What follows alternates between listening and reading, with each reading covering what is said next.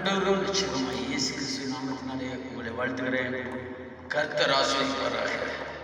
எனக்கு அருமையானவர்களே, கர்த்தராய் இயேசு கிறிஸ்து மத்தேயு சுவிசேஷம் 22:29 இயேசு அவர்களுக்கு பிரதியுத்தரமாக, நீங்கள் வேத வாக்கியங்களையும் தேவனுடைய வல்லமையையும் அறியாமல் தப்பான எண்ணம் கொள்கிறீர்கள் சொல்லுகிறார்.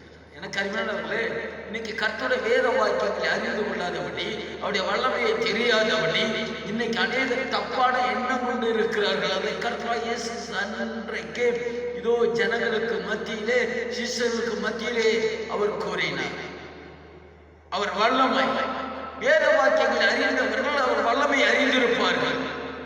நீங்கள் யாத்ராகமத்திலே மோசேயிட்ட கர்த்தர் சொல்லுகிறார், திரளான ஜனங்கள் நடத்தி வந்த அந்த மோசேயிட்ட கர்த்தர் சொல்லுகிறார், இதோ உன் கோலை எடுத்துக்கொள், அந்த செங்கடல் மேல் ஓங்கி நீட்டு என்று சொல்லுகிறார். இந்த மனுஷன் கீழ்ப்படிந்தார்.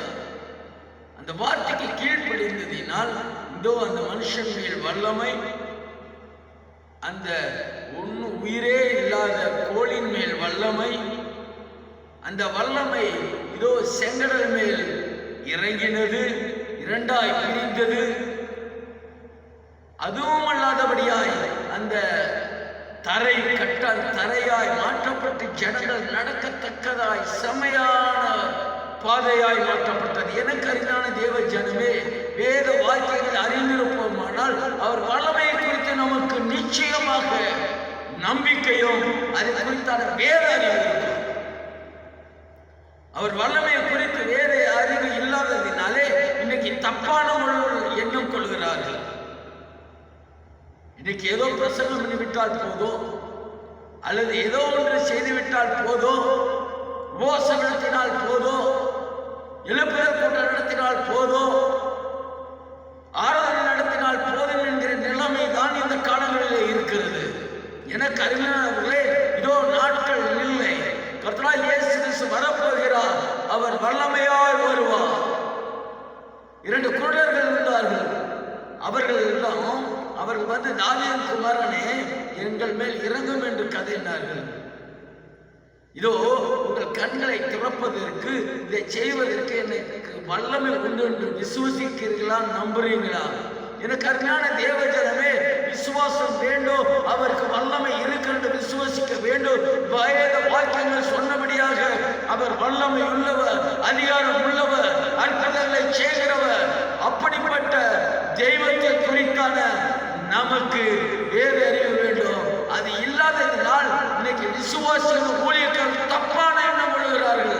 இயேசுவால பிசாசை விரட்ட முடியாத, இயேசுவின் நாமத்தினால உங்களால விரட்ட முடியாதா? இயேசு இதோ விரட்டலினால் பிசாசை விரட்டினாரே. இதோ சீசர்களுக்கு அதிகாரம் கொடுத்து அனுப்பின பொழுது 70 சீசர்கள் 2 பேராய் அனுப்பினார். அனுப்பி அவர்கள் திரும்ப வந்த பொழுது சந்தோஷமா, ஆண்டவரே இதோ உம்முடைய நாமத்தினால் பிசாசுகள் ஓடுகின்றன.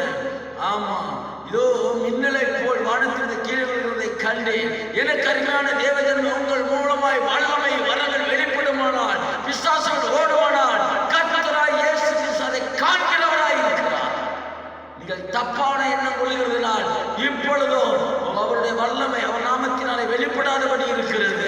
வேத வாக்கியங்களை அறியாத வழியினால் சபிக்கப்பட்ட ஒரு வாழ்க்கையோ என்று சந்தேகப்படும் அளவுக்கு என்று உண்டாயிருக்கிறது. எனவே எனக்கு அருமையானவர்களே, கர்த்தருடைய நாமம் மகிமைக்காக கேட்கிற சகோதரனே, சகோதரியே, அவருக்கு வல்லமை உண்டு. வேத வாக்கியங்களை அறிந்திருக்க வேண்டும். அதன்படியாக அவர் வல்லமை அறிந்து நாம் அநேகரை விடுவிக்கவும், கர்த்தருக்கு கொண்டு வரவும் பிரயாசப்படுவோம். கர்த்தர் உங்களை ஆசீர்வதிப்பாராக.